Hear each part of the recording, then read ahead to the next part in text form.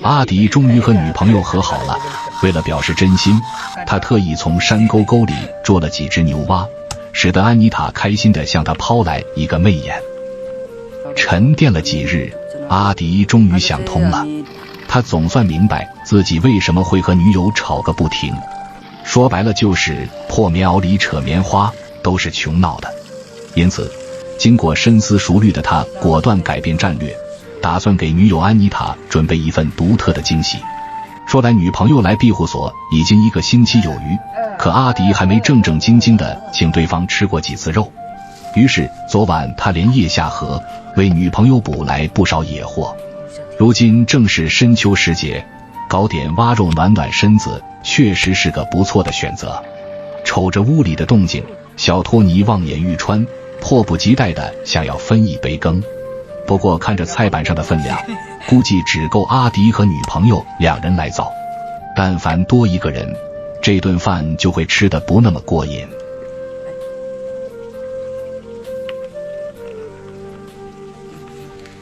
然而说什么怕什么，刚把香料撒进油锅，一大盆牛蛙顺势落进滚烫的热油里后，一件意想不到的事情就发生了。隔壁邻居丽塔家的儿子突然来袭，打得2人措手不及。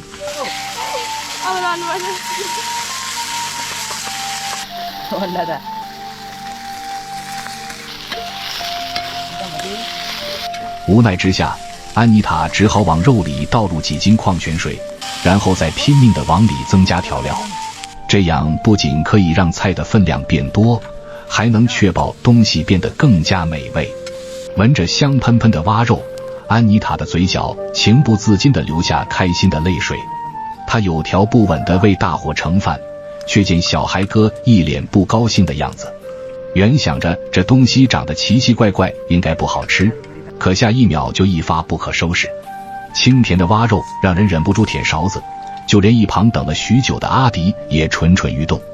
他赶紧捧过盘子，大口大口地享用这道无与伦比的美味。蛙肉的细腻与汤汁的鲜美让人无法抗拒。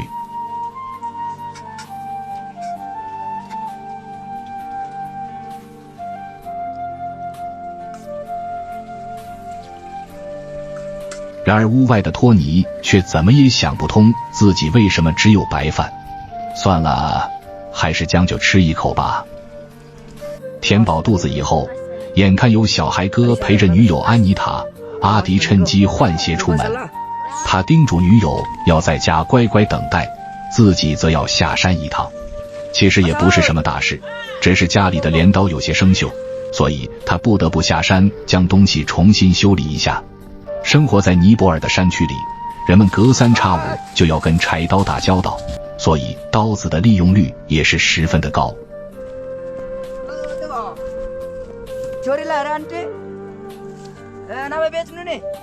走了近半小时的山路，阿迪终于来到当地铁匠的家里。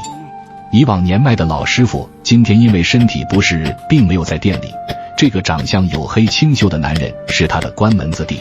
不要看对方长得年轻，可手上的技术却是炉火纯青，只需瞟一眼，对方就知道问题所在，二话不说拿起工具就要开动。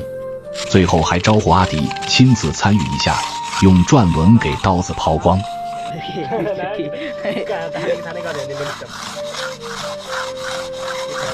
从头到尾不到20分钟就解决完毕，不得不说这效率实在是高。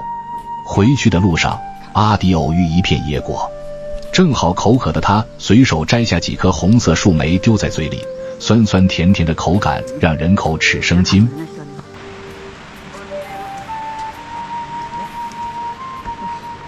再次回到庇护所时，小孩哥已经回家了，屋内只剩下女友一人。为了填饱早已饿得咕噜大叫的肚子，阿迪赶紧将女友提前给自己煮好的土豆端了进来。2人席地而坐，开始享用这份独特的美味。